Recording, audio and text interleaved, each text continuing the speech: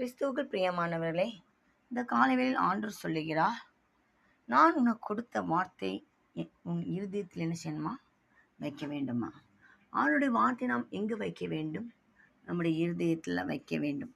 நம்ம வேதத்தை படிக்கும் பொழுது, மெசேஜ் கேட்கும் பொழுது, ஆண்டவர் நம்மளோடு பேசி அந்த வார்த்தை எங்கே இருக்கணும்?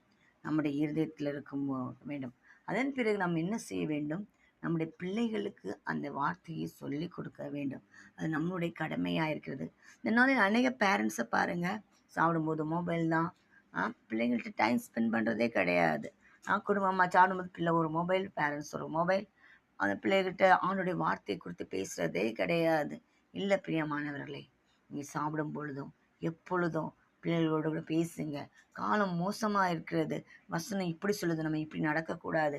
ஆண்டோடைய பிள்ளை நம்ம இப்படி தான் நடக்கும். வசனத்தை வைத்து மேற்கோள் காட்டி அந்த பிள்ளைகளில் கைட்னஸ் கொடுங்க. அது நம்முடைய கடமையாக இருக்கிறது.